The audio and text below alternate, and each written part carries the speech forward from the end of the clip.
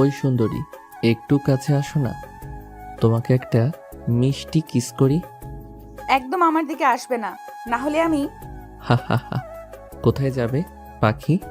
এখন তো তুমি আমার হাতের মুঠোই। বলে দিচ্ছি, কাছে আসলে ভালো হবে না। তার নরম ঠোঁটের স্পর্শ পাওয়ার আগেই হুট করে এক গাদা ঠান্ডা পানি সোজা আমার মুখে। চোখ খুলে দেখি জান্নাত পানির জগ হাতে দাঁড়িয়ে আছে। এই শয়তান, তুই আমার স্বপ্নটা শেষ করে দিলি।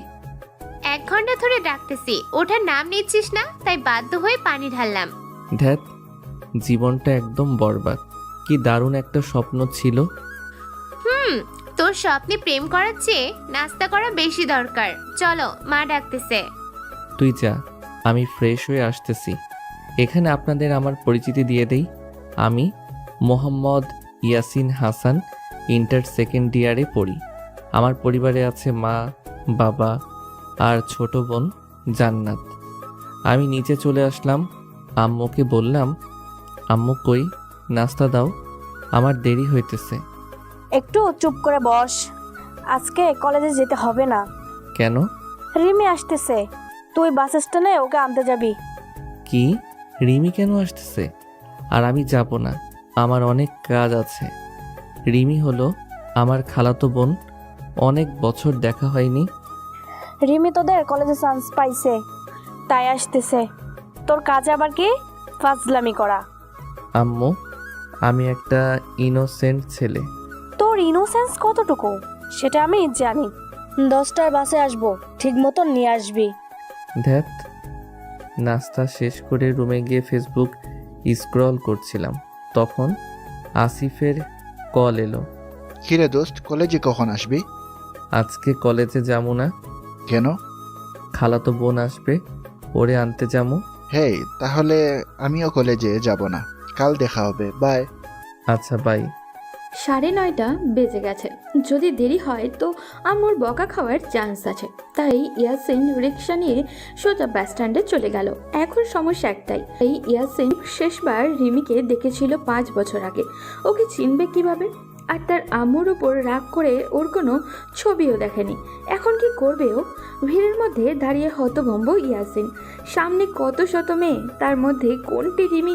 ঠিক তখনই পেছন থেকে কেউ তার নাম ধরে ডাকলো। ইয়াসিন ধীরে ধীরে ঘুরে দাঁড়ালো, আর সঙ্গে সঙ্গে তার দৃষ্টি স্থির হয়ে গেল। সামনে দাঁড়িয়ে থাকা মেয়েটাকে দেখে মনে হলো সে কি সত্যি এই পৃথিবী, নাকি জান্নাত থেকে নেমে আসা কোনো অপসরী। কোমর পর্যন্ত লম্বা ঢেউ খেলানো চুল বাতাসে দুলছে, গভীর কালো চোখ, কাজলের ছোঁয়া, মুখে হালকা মেকআপ, একদম পরিপূর্ণ শুদ্ধ সৌন্দর্য। আর ঠোঁটের কোণে লিপস্টিক নেই, তবুও যেন গোলাপের পাপড়ির মতো কোমল আর আকর্ষণীয় লাগছে। ইয়াসিন তো একদম থমকে গেল।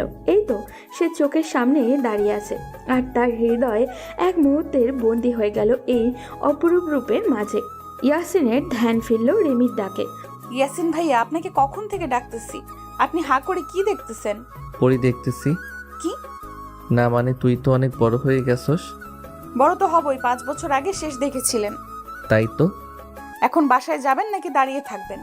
দে তোর ব্যাগ দে। নেন। বাস স্ট্যান্ড থেকে বেরিয়ে দুজনেই একটা রিকশায় উঠল।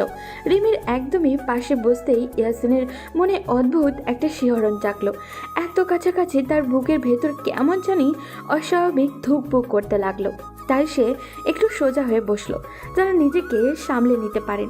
রিমি একপাশে চুপচাপ বসে আছে। হালকা বাতাসে তার চুলগুলো উড়ে এসে ইয়াসিনের গালে স্পর্শ করলো। সেই নরম চুলের ছোঁয়ায় ইয়াসিনের মনের মধ্যে যেন হাজারটা ঢেউ খেলে গেল। রিমি খেয়াল করলো ইয়াসিন একটু চেপে বসে মুচকি হেসে বলল, পড়ে যাবেন তো, এদিকে আসেন। না আমি ঠিক আছি। কথা বেশি বলেন, এদিকে আসেন। তারপর ইয়াসিন রিমির দিকে চেপে বসলো। রিমি চুলগুলো উড়ে ইয়াসিনের মুখে বাড়ি খাচ্ছে দেখে রিমি ভাবল, আমার চুলগুলো ভাইয়ার মুখে বাড়ি খাচ্ছে, বেঁধে ফেলি, না হলে আবার চুল কেটে দিবে যে ফাজিল। চুল বাঁধতে হবে না, এইভাবেই থাকুক। না মানে আপনার মুখে পড়তেছে, তোমার মনে হয় বিরক্ত লাগতেছে। আমি তোকে বলছি যে আমার বিরক্ত লাগতেছে, এত বেশি বুঝতে হবে না। খাটা হনুমান গাধা ইঁদুর বান্দর খালি আমারে বকা দেয়। আমাকে বকা শেষ হলে এখন চুপ কর। সামনে তো বকতে পারি না, এখন মনে মনেও পারবো না। ধ্যাৎ, ভালো লাগে না। রিমির চুলের ঘ্রাণ নিতে নিতে সে কখন যে বাসায় চলে আসছে বুঝতেই পারেনি। ভাইয়া ঘুমায় গেল নাকি? নামবা না? আমি তোর মতো ঘুমখোর না, নাম। ইয়াসিন রিক্সা ভাড়া দিয়ে বাসার কলিং বেল দিতেই তার আম্মু দরজা খুলে দিল। রিমি ইয়াসিনের আম্মুকে দেখেই জড়িয়ে ধরল। ছোট আম্মু কেমন আছো? আলহামদুলিল্লাহ ভালো। তুই কেমন আছিস? ভাই ভাবি কেমন আছে? আসতে কোনো কষ্ট হয়নি তো? উফ, একসাথে এত প্রশ্ন, আগে কোনটার উত্তর দিব? আমারে তো সবাই ভুলেই গেছে। আমি যে কলেজ বাদ দিয়ে ওরে নিয়ে আসলাম সেটা কিছুই না। ঠিক, তুই তো নিয়ে আসছিস রিমিমা। ইয়াসিন তোর সাথে কিছু করবে না তো? ড্যাড থাকবই না, নিজের রুমে চলে আসলাম। আর ওইদিকে ছোট আম্মু বাকি সবাই কই? ছোট আব্বু, জান্নাত ওরা কোথায়? তোর ছোট আব্বু অফিসে গেছে আর জান্নাত খেলতেছে। আমি আসবো জেনেও অফিসে গেছে? মা আমার মন খারাপ করে না, জরুরি কাজ আছে তাই চলে গেছে। চলে আসবে, যা তুই ফ্রেশ হয়ে আয়। ওকে ছোট আম্মু। বাকি সময় ইয়াসিন ফেসবুকিং করে আর রিমি তার আম্মুর সাথে গল্প করে কাটালো। রাতে ইয়াসিনের আম্মু রিমিকে বললেন, রিমিমা, আমি তোর কলেজের স্যারের সাথে কথা বলছি, তুমি কালকে ইয়াসিনের সাথে যাবা। ওকে। সকালে বিছানায় শুয়ে আছে ইয়াসিন। এমন সময় কে জানি ডাকছে। ইয়াসিন টান দিয়ে তার পাশে শুয়ে জড়িয়ে ধরল আর বলল, আমাকে ঘুমাইতে দে আর তুইও ঘুমা। ইয়াসিন একদম নিশ্চুপ। তার বাহুডোরে রিমির শরীর এত নরম যেন মাখনের মতো গলে যাচ্ছে। এক অদ্ভুত মায়াবী অনুভূতি ছেয়ে গেল তার ভেতর। কিছুক্ষণ পর ধীরে ধীরে চোখ খুলল ইয়াসিন, আর তখনই বুঝতে পারল সে রিমিকে শক্ত করে জড়িয়ে ধরে আছে।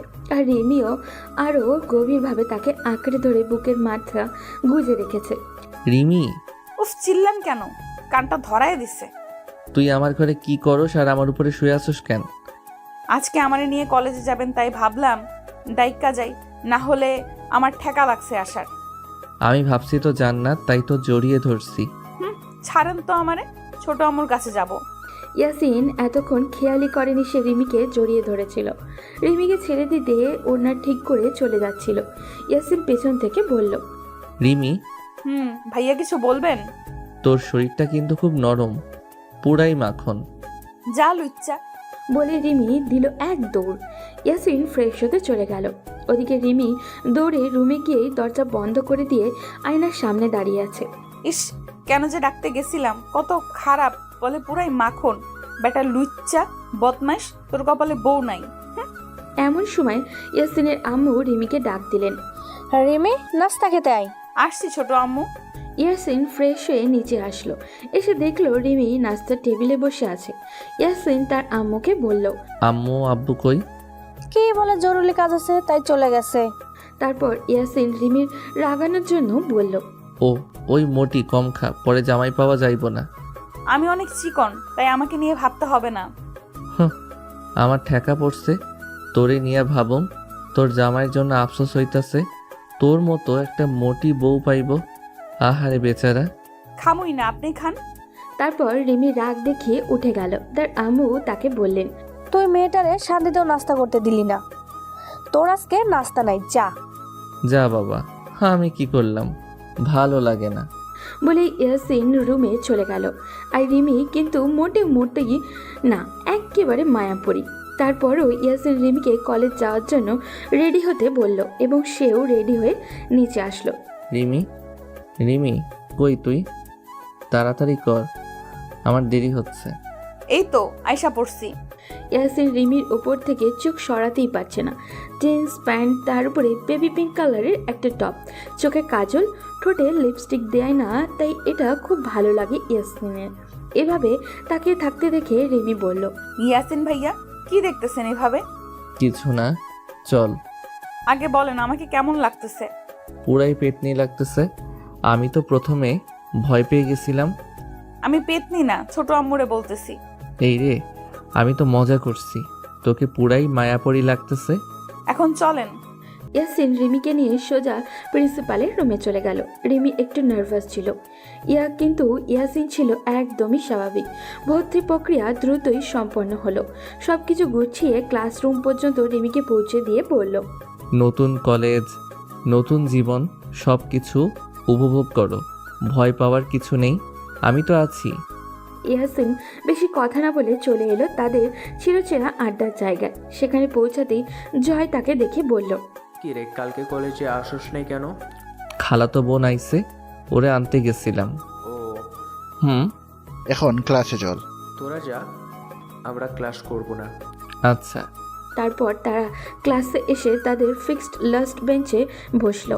একটু পর স্যার আসলেন। স্যার ইয়াসিনকে দেখে জিজ্ঞাসা করলেন, ইয়াসিন, গতকাল আসোস নাই কেন? স্যার, খালাতো বোনকে আনতে গেছিলাম, তাই আসিনি। ও, 5 মিনিট পর, তারপর পড়া ধরব। ওই আসি, পড়া কি? প্যারাগ্রাফ পড়া দিছে, পড়। সময় শেষ ইয়াসিন, আয় পড়া দে। ইয়াসিন প্রথমেই ধরাটা খেয়ে গেল। কোনো মতে 6-9 করে পড়া দিয়ে বাইচা গেল। কিন্তু আসিফ পড়া পারে নাই, ওর শাস্তি ক্লাসরুমে ঝাড়ু দিতে হবে। ইয়াসিন খুব মজা নিচ্ছে। ক্লাস শেষ তখন ইয়াসিন বলল, পরের ক্লাস করবি? তুই করবি? না। তাহলে আমিও করুম না। ওকে, চল। তারপর ইয়াসিন তার বন্ধুদের কাছ থেকে বিদায় নিয়ে রিমিকে নিয়ে বাসায় চলে আসলো। ইয়াসিন ফ্রেশ হয়ে বুকিং করছে। ওইদিকে রিমি ফ্রেশ হয়ে ইয়াসিনের আম্মুকে রান্নার কাজে সাহায্য করছে। জান্নাত এসে ইয়াসিনকে লাঞ্চের জন্য ডেকে গেল। ইয়াসিন নিচে চলে আসলো। খাবার টেবিলে বসে দেখলো আজ ইলিশ মাছ রান্না করা হয়েছে। তখন ইয়াসিন বলল, আম্মু, তুমি জানো যে আমি ইলিশ মাছ খাই না, তাও কেন রান্না করছো? ইলিশ মাছ রিমির পছন্দ, তাই করেছি। একদিন খেলে তোর কি হবে? আমি কাঁটা বাছতে পারি না, আর ইলিশ মাছে যে কাঁটা। একদিন একটু কষ্ট করে খেয়ে নে, আমার কাজ আছে, নইলে আমি বেছে দিতাম। জান্নাত আর রিমি ঠিক করে হেসে দিল। তারপর রিমি বলল, এত বড় ছেলে কাটা বাঁচতে পারে না? কারো হাসি এতটা সুন্দর হতে পারে, ওকে না দেখলে জানতে পারতাম না। আমিও পারি, তুই চুপ করে খা। বলে তো দিলাম, কিন্তু কাঁটা বাছতে গিয়ে আমার 12টা বেজে গেছে। এদিকে দেন, বেছে দেই, আপনার দ্বারা সম্ভব না। বলে রিমি হেসে দিল। ইয়াসিন আর কোনো দিকে খেয়াল নেই, সে শুধু মুগ্ধ হয়ে রিমির হাসি দেখে তাকিয়ে আছে। রিমি বলল, কি এত ভাবেন, প্লেট দেন। রিমি কাঠা বেছে দিচ্ছে আর ইয়াসিন খাচ্ছে। বিকেলে আড্ডা দিতে চলে গেল ইয়াসিন। রাতে বাসায় এসে ডিনার করে ফেসবুকে পরীর একটা গল্প পড়তে ছিল। তখন তার মা বাবার রাজকন্যা নামে একটা আইডি থেকে ফ্রেন্ড রিকোয়েস্ট আসলো। ইয়াসিন আইডিটা দেখে ফ্রেন্ড রিকোয়েস্ট অ্যাকসেপ্ট না করেই আবার ফেসবুক স্ক্রল করতে থাকলো। একটু পর মেসেজ আসলো, ফ্রেন্ড রিকোয়েস্ট অ্যাকসেপ্ট করেন। ইয়াসিন মেসেজটি সিন করে কোনো রিপ্লাই না দিয়েই আবারও গল্প করতে লাগলো। কিছুক্ষণ পর ওই আইডি থেকে আবারও মেসেজ আসলো। কি হলো, সিন করে রিপ্লাই দেন না কেন? মেসেজের যন্ত্রণায় ইয়াসিন ঠিকমতো গল্পটাও পড়তে পারছে না। সে এক বিরক্তি নিয়ে রিপ্লাই করলো, আপনি কে চিনলাম না, আপনার নাম কি? আমাকে চেনেন নাই? আরে আপনার নাম না বললে আমি কিভাবে চিনব? আইডিতে নাম দেওয়া আছে, পড়েন। উফ, নাম বললে বলেন, না হলে আর মেসেজ দিবেন না। ভাইয়া রাগ করেন কেন? আমি রিমি। রিমি আবার কেডা? কি আমায় চেনেন না? সকালেই ছোট আম্মুকে বলবো। এই রে তুই, আমি আরো ভাবলাম কে না কে। কি করতেছেন? এই গল্প পড়ি, তুই কি করিস? ফ্রেন্ডদের সাথে কথা বলি। এত রাতে কি কথা বলতেছস? এমনি কলেজের প্রথম দিন কেমন কাটলো তা নিয়ে। আচ্ছা, তোর কোনো ছেলে বন্ধু নাই? না তো, কেন? না, এমনি ঘুমা, অনেক রাত হইছে। ওকে, শুভরাত্রি। শুভরাত্রি। বলে সে ঘুমিয়ে পড়ল। কিন্তু আজ সকালবেলা তার ঘুমটা অস্বাভাবিক রকমের তাড়াতাড়ি ভেঙে গেল। কিছুতেই আর শুয়ে থাকতে ইচ্ছা করছিল না। তাই ভাবলো একটু ছাদে গিয়ে হালকা বাতাস খেয়ে আসবে। ছাদে অনেকক্ষণ দাঁড়িয়ে থাকলো। নরম রোদ আর সকালবেলার হালকা ঠান্ডা হাওয়ায় মনটা বেশ ভালোই লাগছিল। তারপর নিচে নামতে গিয়ে হঠাৎই থমকে গেল। সে যা দেখলো তাতে চোখের পলক ফেলতেও ভুলে গেল। রিমি মাত্র ঘুম থেকে উঠেছে, মুখটা এখনো একটু ফোলা ফোলা, চুলগুলো এলোমেলো, যেন ঘুমের ঘোরে এখনো পুরো কাটেনি। পরের একটা হালকা রঙের 3/4 প্যান্ট আর টি শার্ট, কিন্তু ঘুম থেকে ওঠার কারণে প্যান্টটা হাঁটুর বেশ উপরে উঠে গেছে আর টি শার্টটা একটু প্যান্টের উপরে উঠে গেছে। তার মিষ্টি অলস ভঙ্গিটা যেন আরও বেশি আকর্ষণীয় লাগছে। রিমি প্রচণ্ড পানির পিপাসা পেয়েছিল, তাই বোতল খুঁজতে না পেয়ে নিচে এসেছিল পানি খেতে। গ্লাসে পানি ঢেলে এক নিঃশ্বাসে খেয়ে নিল। তারপর হালকা শ্বাস ছেড়ে ঘুরে দাঁড়িয়েই চমকে উঠল। ভাইয়া, তুমি এত সকালে এখানে কি করো? রিমির কোনো কথাই ইয়াসিনের কানে আসছিল না। তার পুরো মনোযোগ আটকে গেছে রিমির উন্মুক্ত নাভিতে।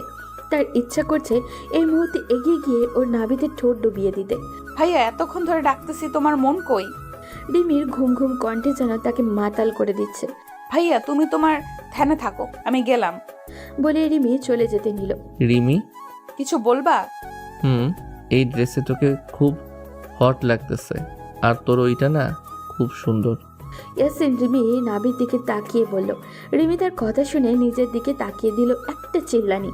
তারপর কোনো মতে ড্রেস ঠিক করে বলল। ভাইয়া তুমি একটা লুচু। বলে রিমি দিল এক দৌড়।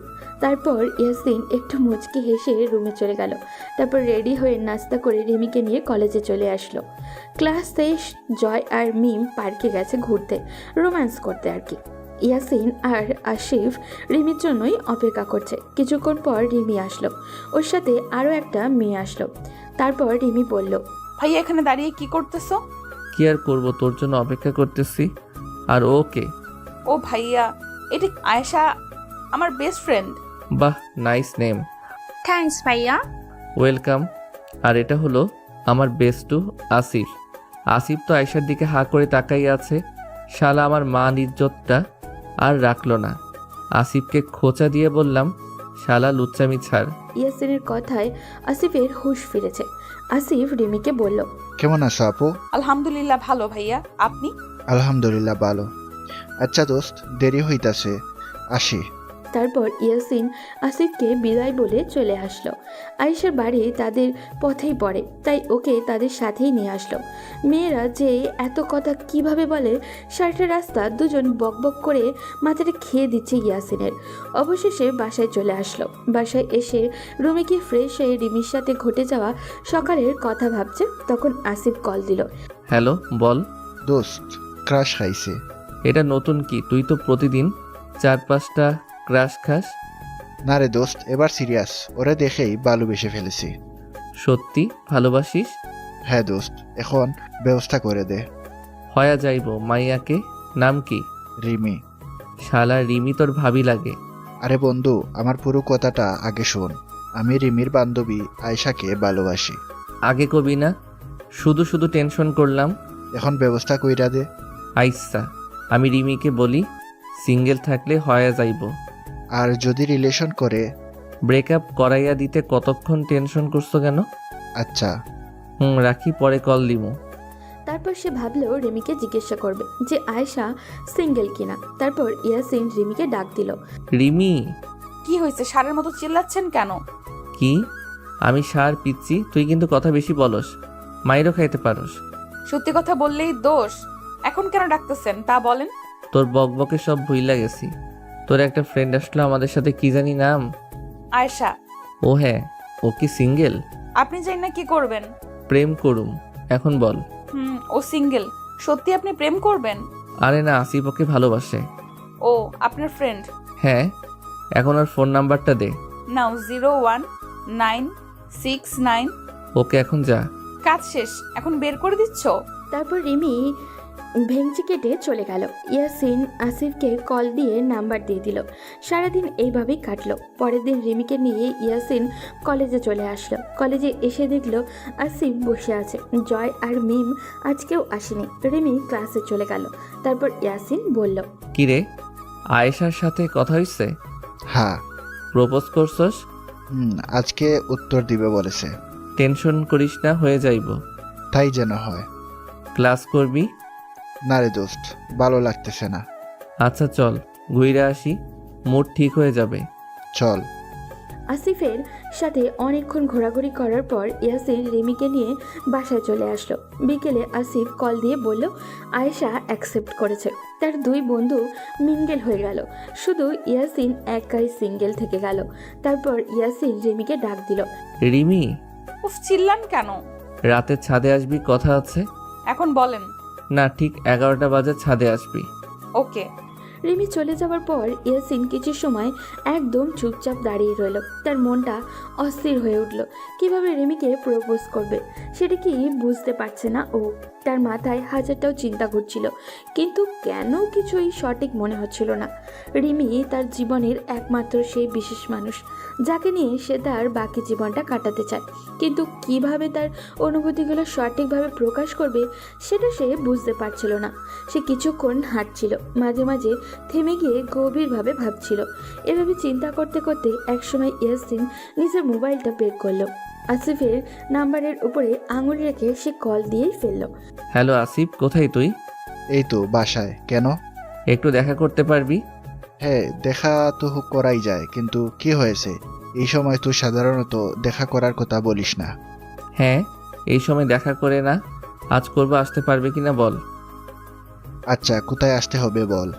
আমাদের ক্যাম্পাসের বাইরে যে চায়ের দোকান আছে ওইখানে চলে আয়। ওকে। তারপর ইয়াসিন কলটা রেখে দিয়ে রেডি হয়ে সেই চায়ের দোকানে চলে গেল। কিছুক্ষণ অপেক্ষা করার পর আসিফও সেখানে চলে আসলো। আসিফ এসে ইয়াসিনকে বলল, কিরে দোস্ত, এত তাড়াতাড়ি চলে আসলি? তো কি করব, তোরা দুইজন তো তোদের গার্লফ্রেন্ড নিয়ে সবসময় বিজি থাকিস, আমাকে তো একটা ফোনই দিস না। আমি যে একা একা সিঙ্গেল মরছি, সেদিকে তোদের কোনো খেয়াল আছে? তুই সিঙ্গেল থাকবি কেন? রিমি কোথায়? তুই না সেদিন বললি রিমি আমার ভাবি হয়। রিমি তো তোর ভাবি হয়, কিন্তু ওকে তো এখনো প্রপোজ করা হয়নি। এখনো প্রপোজই করিস নাই, আর আমাদের ভাবি বানিয়ে ফেলেছিস। তো এতদিন থেকে তুই কি করছিস? তুই দেখছিস না আমি আয়েশার সাথে একদিন কথা বলে ওকে পটিয়ে ফেললাম। তুই তো একদিন না 1 ঘন্টা কথা বলে মেয়েদের পটিয়ে ফেলতে পারবি। তুই তো একটা প্লে বয়। দোস্ত, এভাবে বলতে পারলি? আমি তো প্লে বয় না, আমার মনটা তো একটা বিশাল সমুদ্রের মতো, যেখানে অনেক মেয়ের জায়গা হয়। আচ্ছা, এখন এসব ফাইজলামো কথা বাদ দে, আমি রিমিকে কিভাবে প্রপোজ করব বল। এখানে আর বলার কি আছে? বুকে সাহস নিয়ে রিমির সামনে গিয়ে দাঁড়াবি আর দোপাস করে বলে ফেলবি, আই লাভ ইউ রিমি। দূর বেটা, এভাবে প্রপোজ করলে কি আর তোকে জিজ্ঞেস করি? আমি চাই অনেক সুন্দর এবং আকর্ষণীয় একটা মুহূর্ত তৈরি করে ওকে প্রপোজ করতে, যাতে আমি আমার নাতি নাতনিদের কাছে গল্প করতে পারি আমি তাদের দাদিকে কিভাবে প্রপোজ করেছিলাম। তাহলে একটা কাজ করা যায়, তোদের ছাদটা তো অনেক সুন্দর জায়গা। আমি ভাবলাম ওই জায়গাটায় একদম রোমান্টিক পরিবেশ তৈরি করব, ফুল, বাতির জলকানি সব কিছু। আর তারপর রিমিকে বলবি আসতে। তারপর যখন সে আসবে, তুই হাতে ফুল নিয়ে হাঁটু গেড়ে বসে গিয়ে তোর মনের সব কথা খুলে বলবি। বিশ্বাস কর, তোর সব ভয় দূর হয়ে যাবে। সে যদি জানে যে তুই সত্যিই তাকে ভালোবাসিস, তবে আর না করতে পারবে না। হ্যাঁ, ঠিক বলেছিস, এটা গুড আইডিয়া। তাহলে চল কাজে লেগে পড়ি। তারপর আসিফ আর ইয়াসিন একসঙ্গে তাদের কাজ শুরু করে দিল। তারা বিভিন্ন জায়গা থেকে সুন্দর ফুল, ক্যান্ডেল লাইট আর নানান রঙের আলোকিত বাতি সংগ্রহ করলো। কিছু সময় পর দুজন ছাদে চলে গেল। ছাদটা এখন একদম নতুন রূপে সাজানো হলো। আলোর ঝলকানিতে চারপাশ মুচমুচে প্রাণবন্ত হয়ে উঠল। এই সব কিছু তৈরি হতে হতে রাতের আকাশে মিষ্টি জোছনা আলো ছড়িয়ে পড়েছিল। মিটিমিটি চাঁদের আলো, হালকা একটা ঠান্ডা বাতাস আছড়ে পড়ছিল তাদের মুখে। পুরো পরিবেশ যেন এক রূপকথার মতো ছিল। এরপর আসিফ ইয়াসিনের থেকে বিদায় নিয়ে চলে গেল, আর ইয়াসিন বসে রিমির জন্য অপেক্ষা করতে লাগলো। রাত প্রায় 11টা হয়ে এসেছিল, আর ইয়াসিনের বুকের ভেতর উত্তেজনা আর আশা একসাথেই ভর করছিল। হঠাৎ দূরে একটুকু শব্দ শুনে সে লক্ষ্য করলো রিমি ধীরে ধীরে ছাদে উঠছে। রিমি ছাদে পা রাখতেই চারিদিকে এই অপরূপ পরিবেশ দেখে সে এক দৃষ্টিতে তাকিয়ে রইল। বাতি আর ক্যান্ডেলগুলোর আলোর ঝলকানি আর মিটিমিটি চাঁদের আলো ছড়িয়ে পড়া যেন পুরো পৃথিবী তার সামনে দাঁড়িয়ে, এক রোমান্টিক স্বপ্নের মতো। ছাদের উপরে দাঁড়িয়ে চাঁদটা যেন আরও বেশি সুন্দর লাগছিল, আর সেই শান্ত পরিবেশে রিমি কিছুক্ষণ যেন হারিয়ে গেল। ইয়াসিন রিমির পিছনে দাঁড়িয়েছিল, এক হাতে গোলাপ ফুল আর অন্য হাতে একটা রিং নিয়ে হাঁটু গেড়ে বসলো। তার হাতের ফুলের নরম পাপড়িগুলোর মতনই তার অনুভূতি ছিল। তারপর সে গভীর শ্বাস নিয়ে ধীরে ধীরে রিমিকে ডাক দিল। রিমি। রিমি যেন কিছুই বুঝে উঠতে পারছিল না। সে ধীরে ধীরে পেছনে ঘুরে তাকালো, আর তাকাতেই ইয়াসিনের চোখের দিকে এক অসীম ভালোবাসা। রিমি, তুমি জানো সেই দিন বাস স্ট্যান্ডে যখন তুমি বাস থেকে নামলে, তোমার পাটা মাটিতে রেখেছিলে আর তোমার চুলগুলো হালকা বাতাসে উড়ছিল, তখন আমি এক নিমিষে এক অন্য জগতের অনুভূতি পেলাম। মনে হয়েছিল যেন আকাশের কোনো পরী আজ মাটিতে নেমে এসেছে। তোমার সেই চোখগুলো সেদিন যেন নবাব সিরাজউদ্দৌলার তরবারির মতো আমার বুকে আঘাত করেছিল। প্রতিটি তীক্ষ্ণ দৃষ্টি, প্রতিটি আলাদা অনুভূতি যেন আমাকে গভীরভাবে ছুঁয়ে গিয়েছিল। আর তোমার সেই মিষ্টি হাসি, আমি সেদিন পুরোপুরি হারিয়ে গিয়েছিলাম। আমি জানি না কেন, তবে সেদিনে আমি তোমার প্রেমে পড়েছিলাম। এটা ছিল এক অজানা অদ্ভুত অনুভূতি। আর আজ আমি মন খুলে তোমাকে বলতে চাই, আমি তোমাকে অন্তরের গভীর থেকে ভালোবাসি। তুমি কি হবে আমার জীবনের সঙ্গী? তুমি কি আমার বৃদ্ধ বয়সে একমাত্র কথা বলার সাথী হবে? দু এক ফোঁটা জলও বের হয়ে আসলো আর তা ধীরে ধীরে মাটিতে গড়িয়ে পড়ল। রিমি পুরোপুরি কাঁপছিল, তার অনুভূতি যেন একসাথে ভেঙে পড়েছিল। সে ধীরে ধীরে পা বাড়িয়ে ইয়াসিনের দিকে এগিয়ে গেল। রিমি কিন্তু আবেগময় কণ্ঠে বলল, কিন্তু আমি তো তোমাকে সেই ছোটবেলা থেকেই ভালোবাসি ইয়াসিন। মনে আছে যেদিন আমাদের শেষবার দেখা হয়েছিল? তুমি যখন বিদায় নেওয়ার সময় আমাকে কিস করেছিলে। আমি জানি না কেন সেদিন আমার অদ্ভুত একটা অনুভূতি হয়েছিল, সেটা যেন আমার মনে গেঁথে গিয়েছিল। তারপর থেকে প্রতিদিন শুধু তোমার কথা ভাবতাম, তোমাকে দেখার জন্য তাড়না অনুভব করতাম। কিন্তু জানো, কোনো উপায় ছিল না, আমি আসতে পারতাম না। কিন্তু এখন এসএসসি পরীক্ষার পর তোমাদের কলেজে আমার চান্স হলো। তখন মনের মধ্যে আনন্দের জোয়ার বয়ে যাচ্ছিল। এরপর যখন এখানে এসে তোমাকে আবার দেখলাম, তুমি যখন আমাকে দুষ্টু দুষ্টু কথা বলছিলে, তখন আমার হৃদয়ে ভালোবাসার এক তীব্র ঢেউ উঠেছিল। তুমি জানো, সেদিন যখন তুমি আমাকে জড়িয়ে ধরেছিলে, বিশ্বাস করো আমি অনেকটা অবাক হয়েছিলাম। কিন্তু সেই মুহূর্তে আমি যা অনুভব করছিলাম তা ভাষায় প্রকাশ করা সম্ভব না। আমি শুধু চাইছিলাম তোমার এই বুকের মধ্যে আমি সারা জীবন কাটিয়ে দেব। আজ আমি তোমাকে জানাতে চাই, আমিও তোমাকে অনেক ভালোবাসি ইয়াসিন। তুমি জানো, আমার জীবনের থেকেও বেশি ভালোবাসি তোমাকে। আমি শুধু তোমার সাথে থাকতে চাই না, আমি চাই তোমার বৃদ্ধ বয়সে একমাত্র কথা বলার সঙ্গী হয়ে থাকতে চাই। আমি চাই তোমার সাথে জনম জনম কাটাতে। যদি এই জনমের পর আর কোনো জনম আসে, তাও আমি তোমার সাথে থাকতে চাই। আমি তোমার বউ হতে চাই আর তোমার পাশে থাকতে চাই সারা জীবন, সব সময়। ইয়াসিন রিমিকে শক্ত করে জড়িয়ে ধরল, যেন সে কখনোই তাকে হারাতে না চায়। অনেকক্ষণ একে অপরকে আঁকড়ে ধরে থাকার পর ইয়াসিন ধীরে ধীরে রিমির মুখের কাছে এসে এক এক করে তাকে কিস করতে থাকলো। প্রতিটি চুম্বন যেন তাদের সম্পর্কের গভীরতা আরও বাড়িয়ে দিল। একসময় রিমির একজোড়া ঠোঁট পুরোপুরি ইয়াসিন দখল করে চলে এলো। দুজন এক অন্য পৃথিবীতে হারিয়ে গেল, যেখানে শুধু ভালোবাসা ছিল। রাত অজান্তেই চলে যাচ্ছে, কিন্তু তাদের ভালোবাসা যেন শেষ হবারই নয়। একসময় ইয়াসিনের বুকের ওপর মাথা রেখে রিমি গভীর ঘুমে চলে গেল। রাতের শান্ত পরিবেশ শেষ হলো। সূর্যমামা আকাশে উঠতে শুরু করেছে, আর তার আলোর প্রথম রশ্মি পৃথিবীকে স্নিগ্ধভাবে ফর্সা করে তুলেছে। তবে ইয়াসিন আর রিমির ঘুম তবুও শেষ হয়নি, তার নিজের সুখে আর শান্তিতেই ভাসছিল। ইয়াসিনের মা তাদের খুঁজতে লাগলেন, তারপর জান্নাতকে ছাদে পাঠালেন। জান্নাত ছাদে গিয়ে তাদের এমন দৃশ্য দেখে প্রথমে কিছুক্ষণ চুপচাপ হয়ে দাঁড়িয়েছিল, তারপর একটুখানি হাসি দিয়ে সে দ্রুত নিচে চলে গেল। জান্নাত তার মাকে গিয়ে বলল, মা, ভাইয়ার রিমি আপু ছাদে। এত সকাল সকাল পড়া ছাদে কি করে? যা ডেকে নিয়ে আয়। ওদের ডাকবো কিভাবে? ওরা তো ঘুমিয়ে আছে। কি আবল তাবল বলছিস? ওরা ছাদে ঘুমাবে মানে? হ্যাঁ মা, আমি দেখলাম জান্নাত আপু ভাইয়ার কোলে মাথা রেখে ঘুমিয়ে আছে। কি বলছিস এসব? চল তো দেখি। তারপর ইয়াসিনের আম্মু জান্নাতকে সাথে করে নিয়ে ছাদে চলে গেলেন। এসে রিমি আর ইয়াসিনকে এভাবে দেখে তার চোখ তো কপালে উঠে গেল। তিনি চিৎকার দিয়ে বললেন, ইয়াসিন, এসব কি হচ্ছে এখানে? ইয়াসিনের মায়ের ডাক শুনে রিমি আর ইয়াসিন চমকে উঠে তারপর একে অপরের দিকে তাকায়। মুহূর্তের জন্য যেন সময় থমকে যায়। তারপর দুজনেই ধীরে ধীরে এগিয়ে যায় তার সামনে। রিমি লাজুক হেসে মাথা নিচু করে, আর ইয়াসিন গলা খাকারি দিয়ে কিছু বলতে গিয়েও থেমে যায়। দুজনেই একসঙ্গে তোতলামি করে কি বলবে বুঝতে না পেরে একদম শিশুসুলভ ভঙ্গিতে দাঁড়িয়ে পড়ে। ইয়াসিনের মা বললেন, তোমাদেরকে আমরা পড়ালেখা করে মানুষ বানাচ্ছি, আর তোমরা এসব করছো? রিমি, তোমার বাবা মা আমাকে বিশ্বাস করে তোমাকে এখানে পাঠিয়েছে, আর তুমি তাদের বিশ্বাস মর্যাদা রাখলে এভাবেই? ছোট মা, আমি ইয়াসিন ভাইকে ভালোবাসি। মা, আমিও রিমিকে অনেক ভালোবাসি। কিসের ভালোবাসা ইয়াসিন? ও তোর খালাতো বোন হয়। তো কি হয়েছে মা? খালাতো বোনের সাথে কি বিয়ে হয় না? খালাতো বোনের সাথে বিয়ে হয়, কিন্তু রিমির সাথে সেটা কোনোভাবেই সম্ভব না। কেন সম্ভব নয় ছোট মা? আমি কি দেখতে খারাপ? পড়ালেখাতেও তো ভালো। আর তুমি তো সব সময় বলো আমি একটা ভালো মেয়ে। তাহলে তোমার ছেলের বউ করে আনতে সমস্যা কোথায়? সমস্যা আছে রিমি, তুই কি জানিস না তোর বাবা মা তোর বিয়ে ছোট থেকে ঠিক করে রেখেছে?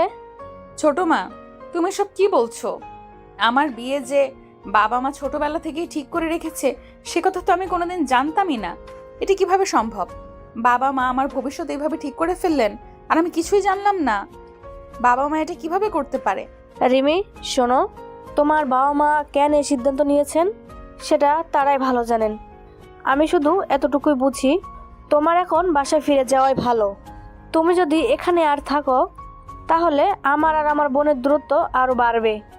আমি সেটা কোনোভাবেই চাই না।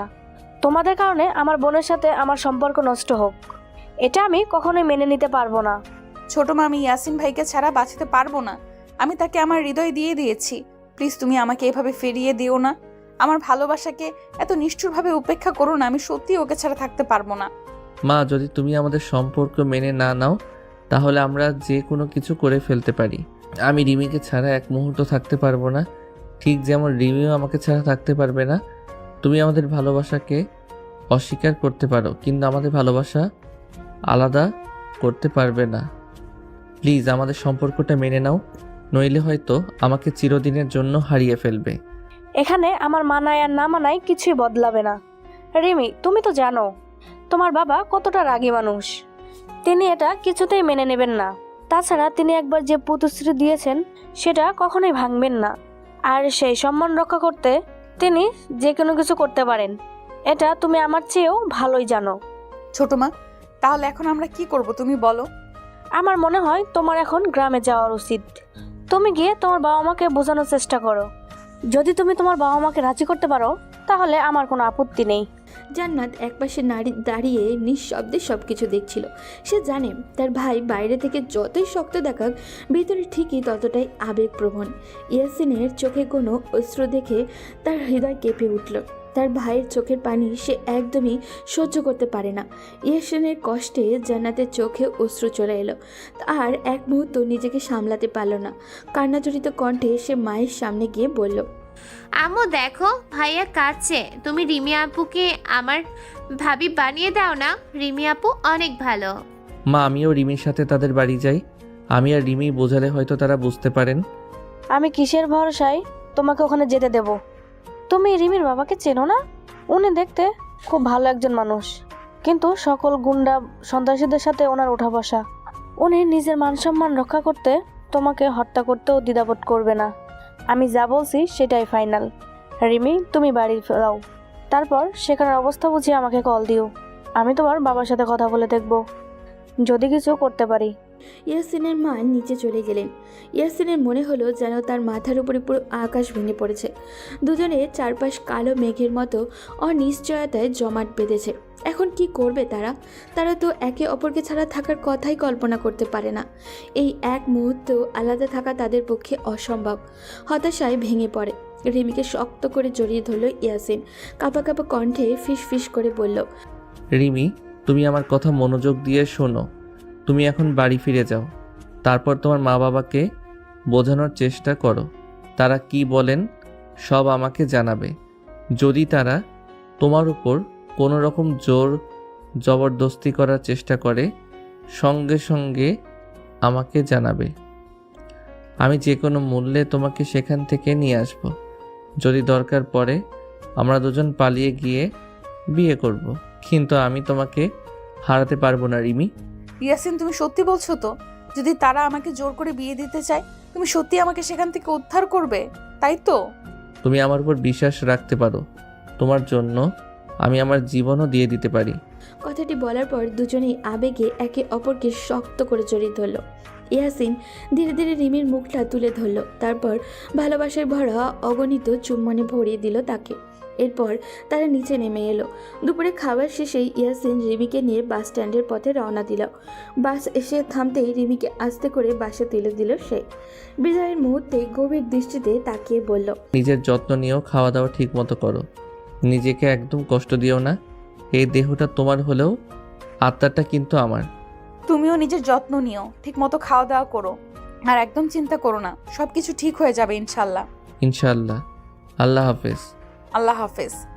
বাস ধীরে ধীরে তার আপন গতিতে ছুটে চলেছে, আর রিমি জানালার বাইরে মাথা বের করে নীরবে চোখের পানি ফেলতে লাগলো।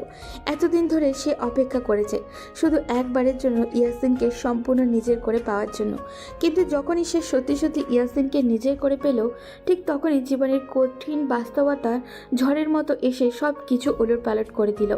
প্রায় 2 ঘন্টা পর বাস তার গন্তব্যে পৌঁছালো।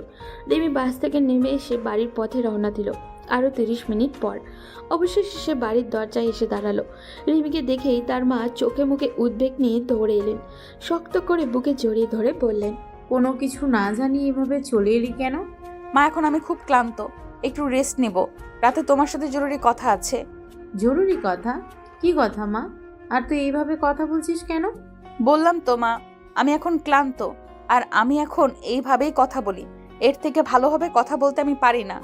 একথা বলেই রিমি দ্রুত নিজের রুমে চলে গেল। তার মা হতভম্ব হয়ে দাঁড়িয়ে রইলেন, মনে মনে চিন্তায় পড়ে গেলেন। হঠাৎ এমন কি হলো? রিমি কেন এভাবে কথা বলছে? সে তো আগে কখনো এমন ছিল না। কত শান্তশিষ্ট ভদ্র মেয়ে ছিল রিমি। মা বাবাকে কত সম্মান করত, তাদের কথায় চলতো, কিন্তু আজ তার আচরণ দেখে মনে হচ্ছে যেন মা বাবাই তার সবচেয়ে বড় শত্রু। রিমি ক্লান্ত শরীরে রুমে গিয়ে বিছানায় শুয়ে বালিশে মাথা রাখলো, আর মুহূর্তের মধ্যেই ঘুমিয়ে পড়ল। বিকেল গড়িয়ে রাত 10টা বেজে গেছে। রিমির মা নিঃশব্দে তার রুমে ঢুকলেন। দেখলেন রিমি এখনো শুয়ে আছে, গভীর ঘুমে আচ্ছন্ন। ধীরে ধীরে তার পাশে গিয়ে বসলেন। মায়াবী স্পর্শে আলতো করে মেয়ের মাথায় হাত বুলাতে লাগলেন। তারপর কোমল কণ্ঠে ধীরে ধীরে বললেন, রিমি, এই রিমি, কি হয়েছে? মা তোর কি হয়েছে? এরকম করছিস কেন? বল আমাকে। আমি আর কি বলবো মা, তোমরা কি বলার মতো কিছু রেখেছো? ছোটবেলা থেকেই আমার বিয়ে ঠিক করে রেখেছো, অথচ আমি কিছুই জানতাম না। আমি কি নিজের জীবনের কোনো সিদ্ধান্ত নেওয়ার অধিকার নেই? আমার জীবনের এত বড় একটা সিদ্ধান্ত তোমরা নিজে থেকেই নিয়ে নিলে, সব কিছু ঠিক করে রাখলে, কিন্তু একবারও আমাকে জিজ্ঞেস করার বা জানানোর প্রয়োজন মনে করলে না। কিন্তু তুই এসব শুনলে কোথা থেকে? কেন, আমি শুনে ফেলেছি বলে কি তোমাদের এখন সমস্যা হচ্ছে? আমাদের সমস্যা হবে কেন? তাহলে কিভাবে শুনলাম সেটা জিজ্ঞেস করতেছো কেন? আচ্ছা, সেটা বলিস না, এখন বল তোর হয়েছেটা কি? হঠাৎ করে এরকম কেন করছিস? এবার আর রিমি নিজেকে ধরে রাখতে পারল না। মাকে শক্ত করে জড়িয়ে ধরে কান্নায় ভেঙে পড়ল। রিমির মা আরও উদ্বিগ্ন হয়ে পড়লেন। মেয়ের এমন আচরণের কারণ কিছুই বুঝে উঠতে পারছিলেন না। কয়েক মুহূর্ত মাকে আঁকড়ে ধরে কান্নার পর রিমি অশ্রুসিক্ত জল চোখে ধীরে ধীরে বলতে শুরু করলো, মা, আমি সেই ছোট থেকেই একটা মানুষকে ভালোবাসি। সেই মানুষটাকে আমার জীবনের সব কিছু। আমার শয়নে স্বপনে শুধু আমি তাকেই দেখি। আমার প্রকৃতিটা আমি তাকে নিয়েই সাজিয়েছি, আর সে হলো ইয়াসিন ভাই। আমি তাকে অনেক ভালোবাসি মা। তুই এসব কি বলছিস রিমি? তোর বাবা যদি এসব জানতে পারে তাহলে তোকে মেরেই ফেলবে। আর যার সাথে তোর বিয়ে ঠিক করেছে সেই জানতে পারলে তো তুলকালাম বেঁধে যাবে। আমি বাবার সাথে কথা বলতে চাই। আমার বিশ্বাস আমি বুঝিয়ে বললে বাবা নিশ্চয়ই বুঝবেন। আচ্ছা ঠিক আছে, তোর বাবা বাসায় আসুক, তখন কথা বলবি। এখন আয়, খেয়ে নে।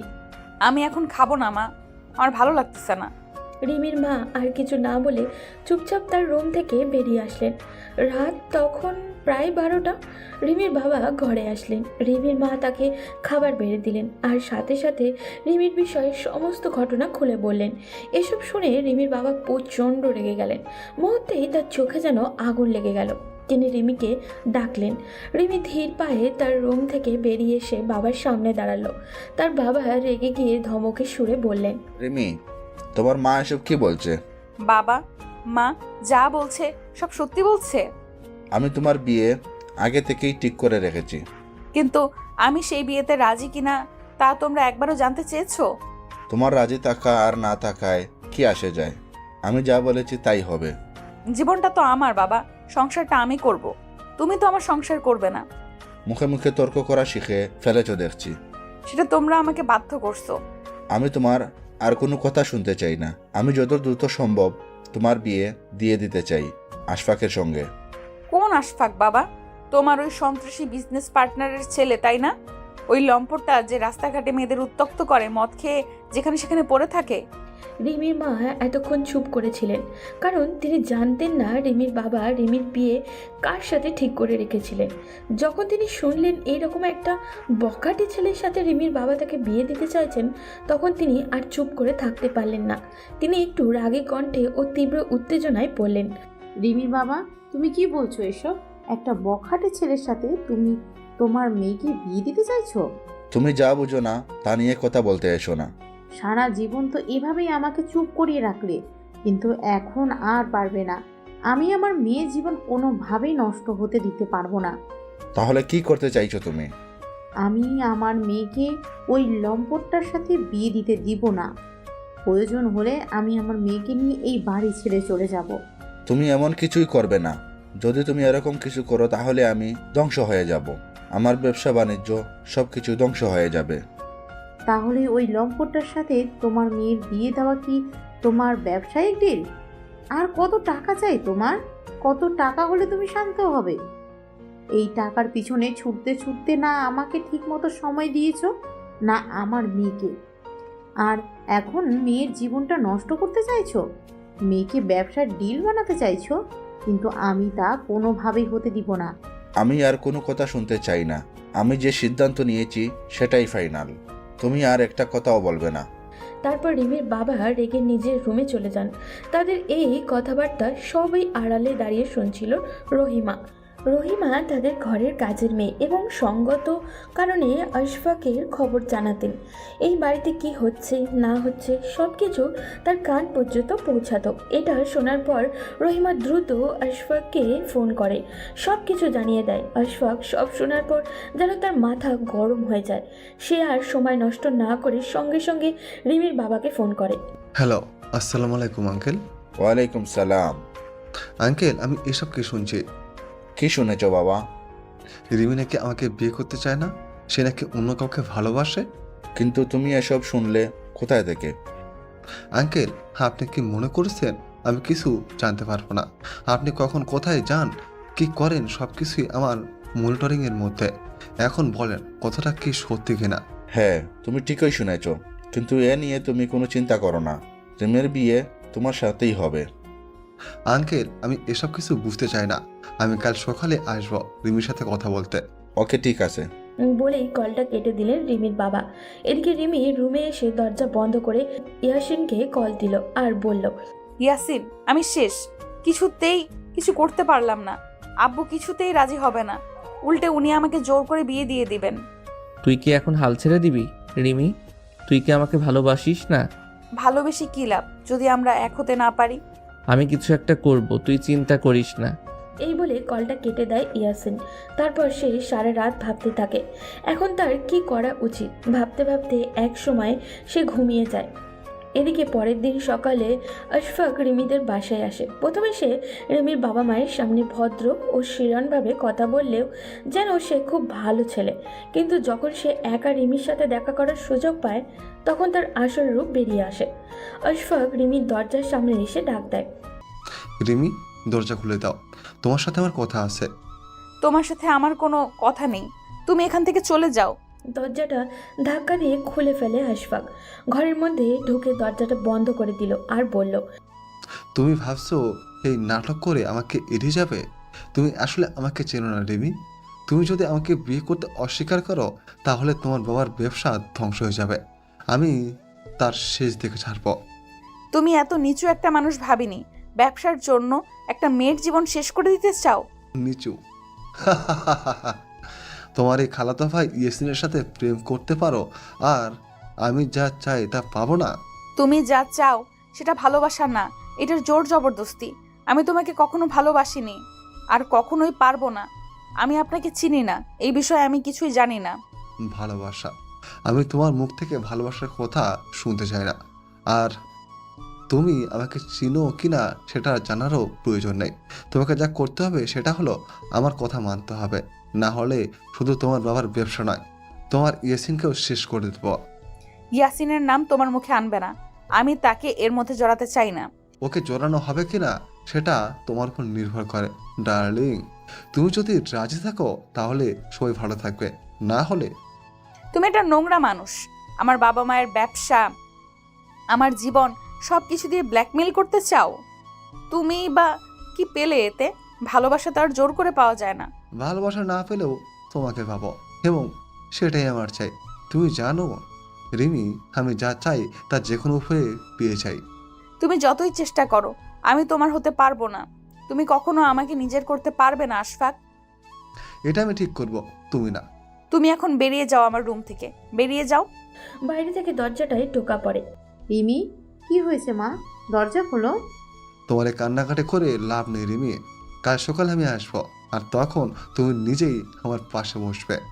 আশফাক দ্রুত দরজা খুলে বাইরে বেরিয়ে যায়, মুখে এক অদ্ভুত বিজয়ী হাসি। রিমি দরজা বন্ধ করে মাটিতে বসে পড়ে, হাতে ফোন তুলে নেয়, ইয়াসিনকে কল দেয়। ইয়াসিন কল রিসিভ করে। রিমি কাঁদতে কাঁদতে বলে, ইয়াসিন, আমি এখন কি করব? আশফাক যা বললো ও সত্যিই বাবার ব্যবসার ক্ষতি করতে পারবে। আমি যদি রাজি না হই তাহলে ও তোমার সাথেও কিছু একটা করবে। শোনো, ভয় পেও না। আশফাক যা ইচ্ছে ভাবতে পারে, কিন্তু আমরা ওকে আমাদের জীবন নিয়ে খেলতে দেব না। কিন্তু বাবা তো এইরকম সিদ্ধান্ত নিয়েই নিয়েছে। আমি জানি ও শুধু ব্যবসার কথা ভেবেই আমাকে বলে দিচ্ছে, কিন্তু মা তো আমাদের পক্ষে আছে, তাই না? হ্যাঁ খালামণি, একদমই এটা মেনে নেবে না। আমাদের প্রথম কাজ হবে ওনাকে পুরো ব্যাপারটা বোঝানো। যদি উনি আমাদের পক্ষে থাকেন তাহলে হয়তো মামাকেও রাজি করানো সম্ভব। তাহলে আমি এখনই মাকে নিজের রুমে ডেকে আনবো, কিন্তু ওনাকে কিভাবে বলবো? শোন, আমি আগে তোকে ভিডিও কল দিচ্ছি, আমরা একসাথে কথা বলবো খালামণির সাথে। ইয়াসিন ভিডিও কল দেয়। রিমি দ্রুত কল রিসিভ করে। ভিডিও কলে ইয়াসিনের দৃঢ় ও আত্মবিশ্বাসী চেহারা দেখা যায়। রিমির চোখ ভয় ও উদ্বেগে। ইয়াসিন বলে, রিমি, ফোনটা ঠিকমতো ধরবি যাতে খালামণি আমাকে দেখতে পান। রিমি ধীরে ধীরে দরজা খুলে বাইরে উকি দেয়, দেখে তার মা রান্নাঘরে ব্যস্ত। মা একটু আসবে, তোমার সাথে জরুরি কথা আছে। কি হয়েছে মা? তোমার চেহারা এত শুকনো দেখাচ্ছে কেন? রিমি তার মাকে রুমে নিয়ে আসে, দরজা বন্ধ করে এবং ফোনটা সামনে ধরে। খালামণি কেমন আছেন? ইয়াসিন, এই সময় ফোন কেন? কিছু হয়েছে নাকি? মা, তুমি জানো আমি আশফাককে বিয়ে করতে চাই না, কিন্তু বাবা। আমি জানি, আমি তোমার বাবাকে অনেক বোঝানোর চেষ্টা করেছি, কিন্তু ও কিছু শুনতেই চায় না, শুধু ব্যবসার কথা ভাবছে। খালামণি, তাহলে এখন আমাদের একসাথে কিছু করতে হবে। আমি রিমিকে হারাতে পারবো না। না, আমি এটা হতে দেব না, কিন্তু তোমার মামাকে বোঝানো অনেক কঠিন হবে। তুমি যদি আমার সাথে থাকো তাহলে আমি লড়তে পারবো, তুমি না থাকলে আমি হেরে যাব। মা, খালামণি, আপনি যদি রিমির পাশে থাকেন তাহলে আমি কথা দিচ্ছি আমরা একসাথে সব ঠিক করে ফেলবো। ঠিক আছে, আমি তোমাদের পাশে আছি। রিমি ও ইয়াসিন চোখের ইশারায় একে অপরের দিকে তাকিয়ে শক্তি অনুভব করে। এবার যুদ্ধের জন্য তৈরি। রাত গভীর, পুরো বাড়িতে নীরবতা। রিমির মা ও রিমির বাবার রুমের দরজার সামনে দাঁড়িয়ে, মনে ভয় আর আশা একসাথে খেলা করছে। মা একবার রিমির দিকে তাকিয়ে সাহস দিলেন, তারপর দরজায় কড়া নাড়লেন। রিমির বাবা বললেন, কে হয়েছে? এত রাতে আমার রুমে আসার কারণ? তোমার সঙ্গে জরুরি কথা আছে, কিছুতেই আর চুপ থাকতে পারছি না। রিমির বাবা ধীর গতিতে উঠে বসেন, চোখে ক্লান্তি আর চিন্তার ছাপ। আবার কি নতুন ঝামেলা শুনবো?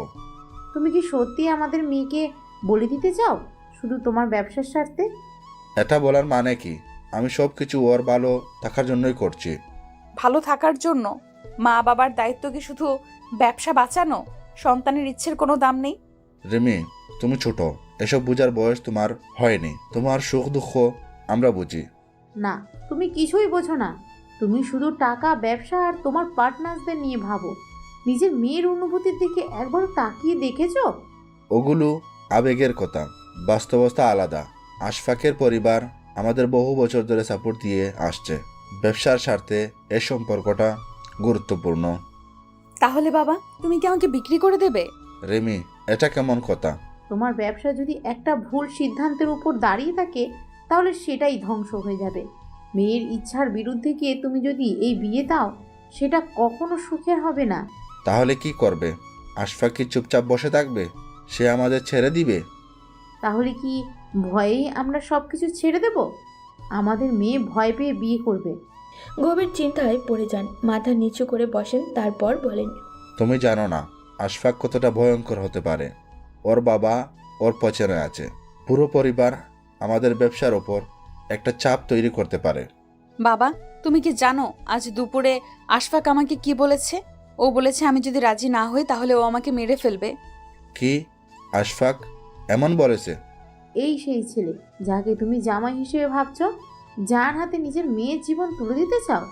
রিমির বাবা এখন খুব চিন্তায় পড়ে যান। তার মনের মধ্যে কিছুটা খারাপ লাগাও শুরু হলো। তিনি তার ভুল বুঝতে শুরু করলেন, তারপর ধীরে ধীরে বললেন, এতদিন ধরে ভাবছিলাম ব্যবসা ঠিক রাখাই সবচেয়ে গুরুত্বপূর্ণ, কিন্তু এখন বুঝতে পারছি আমার মেয়ের জীবনটাই বেশি গুরুত্বপূর্ণ।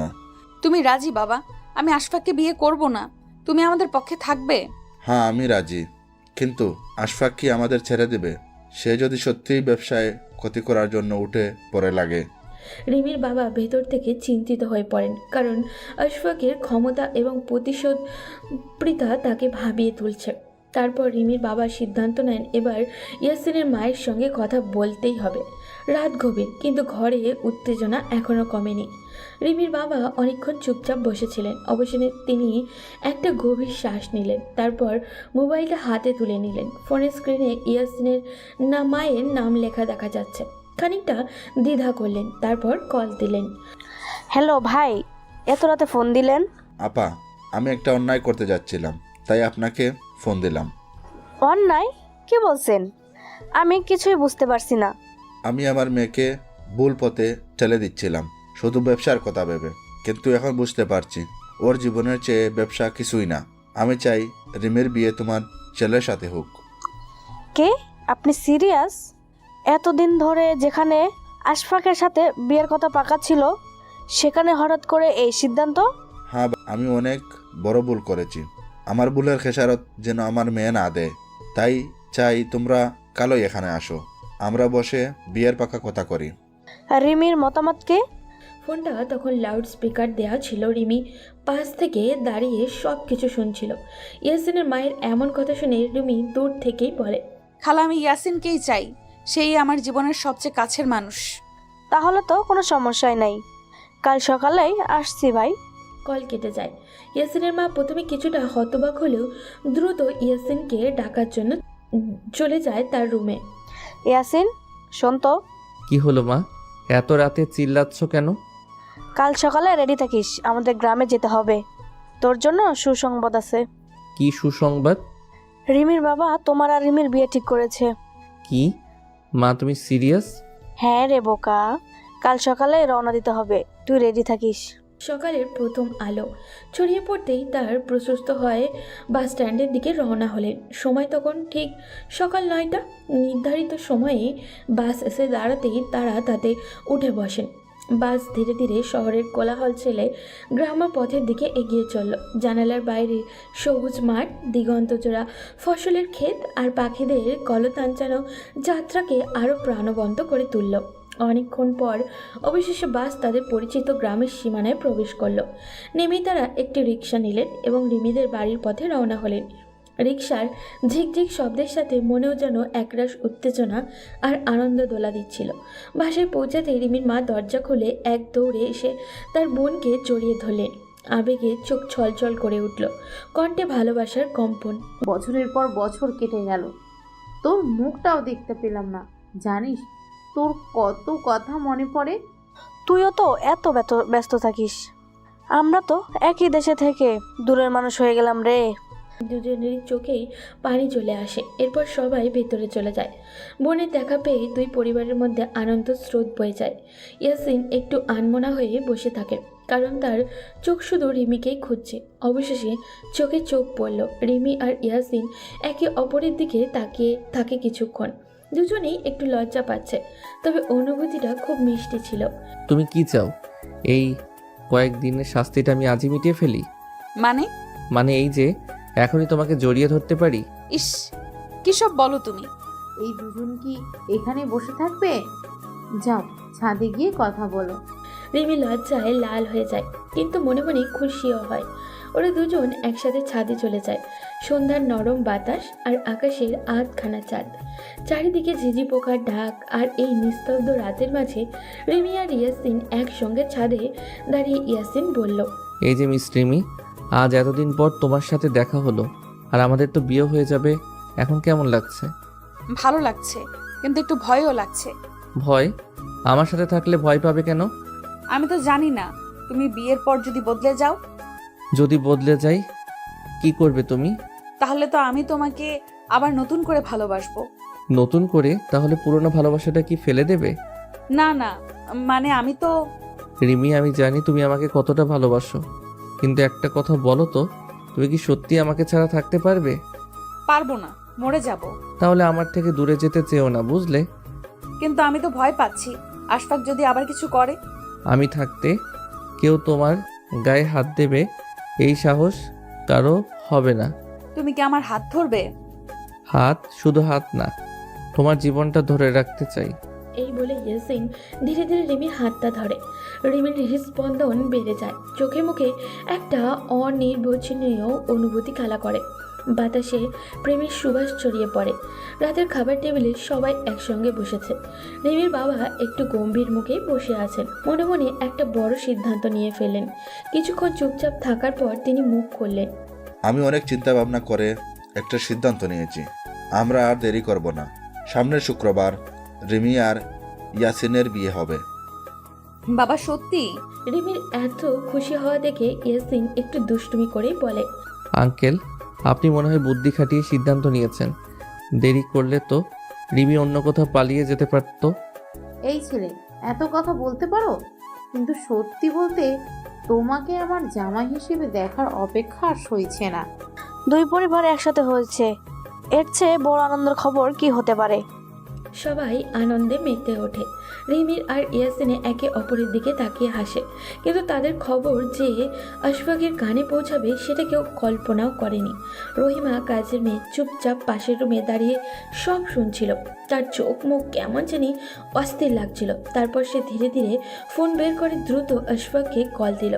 সাহেব, বড় খবর আছে, আপনার জানার দরকার। বলো। রিমি আপার বিয়ে ঠিক হয়ে গেছে, এই শুক্রবার বিয়ে হবে ইয়াসিন সাহেবের সঙ্গে। কি? এই সাহস ওদের হলো কি করে? আমি কি করব সাহেব, এখনো কিছু করতে হলে তাড়াতাড়ি করুন। আশফাক ফোন রেখে দেয়। তার চোখে রাগে লাল হয়ে আছে। সে নিজেকে নিয়ন্ত্রণ করতে পারে না।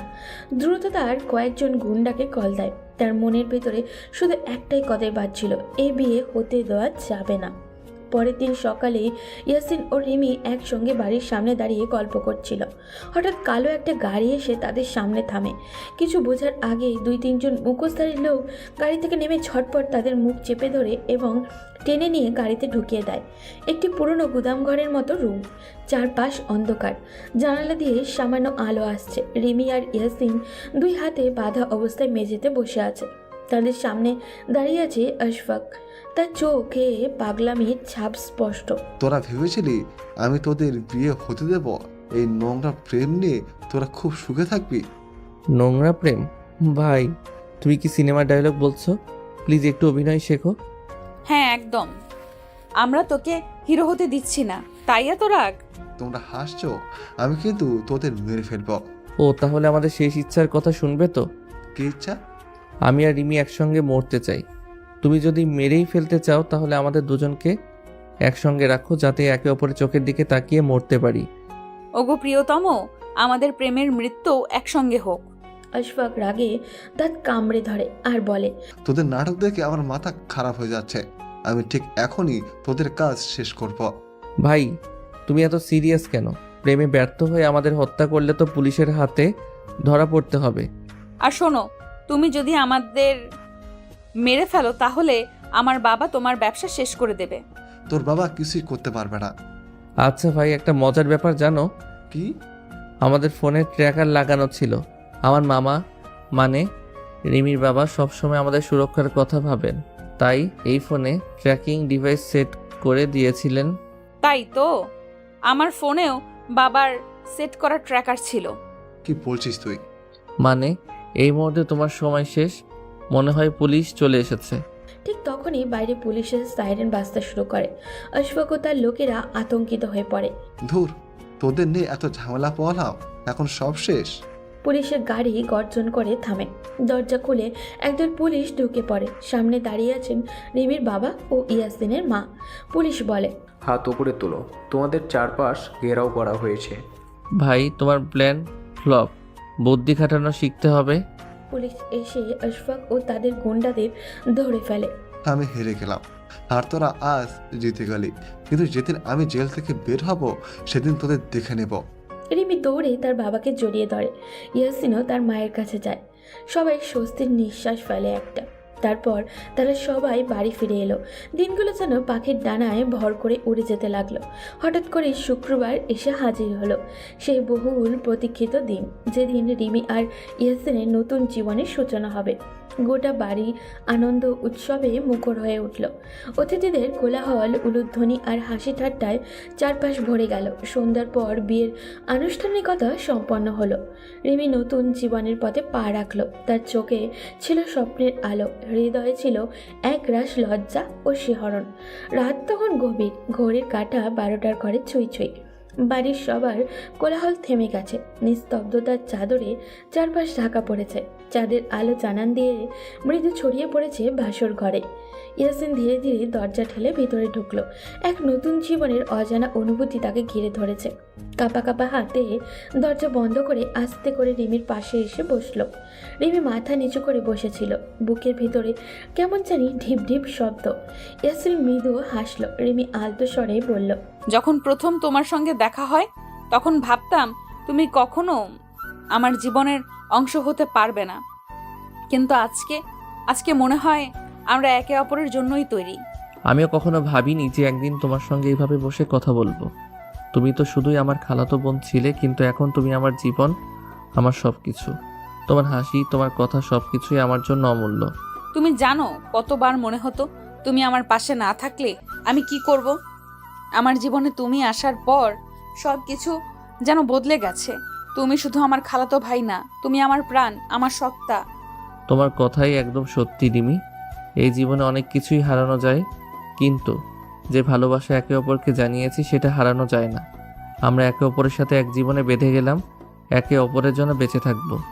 এত সুন্দর কথা বলার পর মনে হচ্ছে আমি স্বপ্নের মধ্যে আছি, তবে আমি জানি এটা কোনো স্বপ্ন নয়, এটা সত্যি। তুমি আমাকে এতটা ভালোবাসো যে আমি বিশ্বাস করতে পারি না। তুমি সত্যি আমার পৃথিবী রিমি। তুমি জানো আমি তোমার হাসির জন্য দিনরাত অপেক্ষা করি। তোমার একটি মাত্র হাসি আমার জন্য এক পৃথিবীর সমান। তুমি যে আমার পাশে আছো এই অনুভূতি আমাকে ভরপুর করে। তুমি যে আমার জীবনটা বদলে দিয়েছো তার জন্য আমি চিরকাল কৃতজ্ঞ। ধীরে ধীরে তার দিকে এগিয়ে এসে হাতে হাত রেখে বলে, আমিও তোমার জন্য কিছু করতে চাই ইয়াসিন। যতটা পারি তোমাকে সুখী করতে চাই, তোমার পাশে থাকতে চাই। আমরা একসাথে জোড়া হয়ে থাকলে পৃথিবীও আমাদের কিচ্ছু করতে পারবে না। আমরা একে অপরকে ভালোবেসে যতক্ষণ না শেষ নিঃশ্বাস নেব আমাদের সম্পর্ক অটুট থাকবে। এখন থেকে যত কষ্টই আসুক আমি তোমার পাশে থাকব। তুমি যখন আমার পাশে থাকবে আমি জানি পৃথিবীর কোনো শক্তি আমাদের আলাদা করতে পারবে না। আমাদের প্রেম, আমাদের বিশ্বাস, এই জিনিসগুলো চিরকাল থাকবে। আমি তোমার সঙ্গে সারা জীবন কাটাতে চাই। যতবার তোমাকে দেখব ততবার প্রেমে পড়ব।